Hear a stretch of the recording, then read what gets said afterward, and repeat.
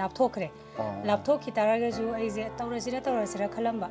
aduduga yumje haidi akhoi je yumdom popso oibako tongana leiba aduga ai husband je mathanda su oibanina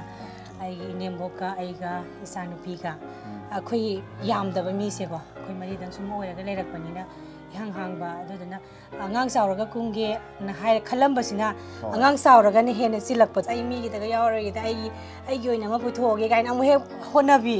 adu sum he tok bi ma sum tawar le pa agi sum haidi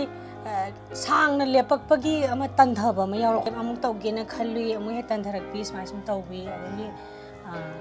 khangde khalega tanja ma yenga ko kumje haidi chumnagi sak tang thongba haire aduga thapak mayam duna amta hiraktre ko aini am pamjara kibase ani pame eba ko haidi folk songs yam pame aduga sakpara soy haite songs ni am pamba yam pame sina gaina haiga heta pena ga lendharaga folk song sakthara ko je to ga kyak song as aina si haide ga ado tado khangge yam pame haidare ko aduma ta hodre adagi amana oza oi bas yam pame oza ai ga sa am to di oidre loina tayonare line je topom da sakre na ko ai se kenone ai ngai haijabado akhoi gi yum je yumdom box oire aduduga aduna khatana tana yummi se am tangi haitare ko iko box ning box amta leitre ana hoji se isanu pi phangi boarding de leikhre ko akhoi husband ga aiga akhoi ni gatani haidi kai gum bam tai ngona sathok pa se yadaba ai thanda oi bagi type ta leirabani na ko aduna maram moiraga ise aidi husband ne tawriba thabak se da mangon doina support tawraga aise aidi sathok ta bida aisu kai to yage haidana hoji se ai hana makhan atopa ma tawrame adubu line kitang sanarak tabda yai nang tok thue aduga atopa ama sumuk tawge tawri adudi tawrakan do ina mai haijara ai have bo ai se haidi mayam dagi lapthoga leiba ai do oire kanna ko ai gi viewers mayam dagi lapthok pai ba do oire ga leiba ma oibani na adu phone do oire su adagi lambi da satpa do oire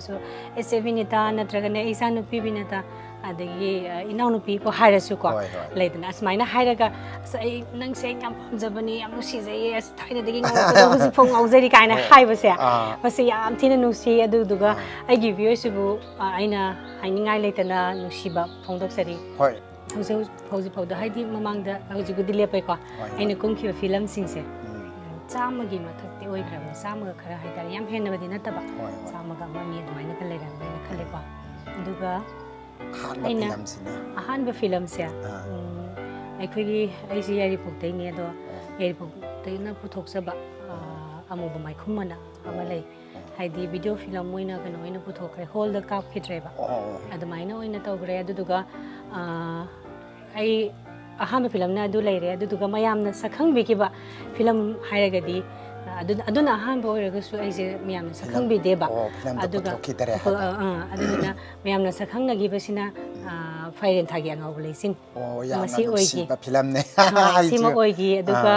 aina khwai dagi famjaba film sina mami sami